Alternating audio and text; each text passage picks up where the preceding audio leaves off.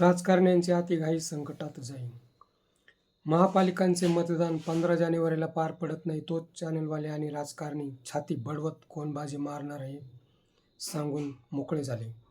रस्त्यांवर बसणाऱ्या पोपटवाल्यांसारखी अवस्था झाली आहे. मतदान यंत्रात गडबड करता येते हे मुंबई उत्तर पश्चिम लोकसभा निकालाने 2024 मध्येच दाखविले. भाजपाची महाराष्ट्रात सत्ता असल्यामुळे निवडणूक आयोगाला मांडीखाली दाबून पाडू मशीन विजयी उमेदवारांना पाडू शकतात.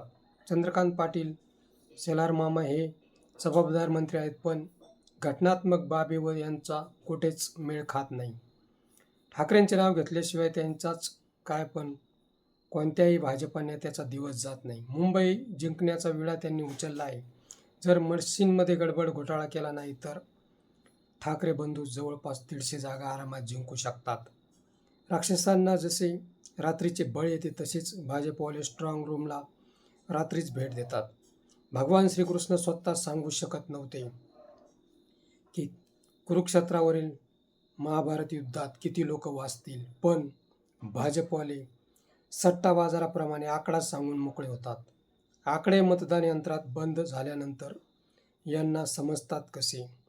त्यांची पहिलीच काहीतरी सेटिंग असल्याचे वास्तव समोर येते. मित्र, हा व्हिडिओ कसा वाटला ते कमेंट बॉक्समध्ये सांगा. व मुंबईमध्ये ठाकरे किती जागा जिंकू शकतात ते पण छाती ठोकपणे सांगा.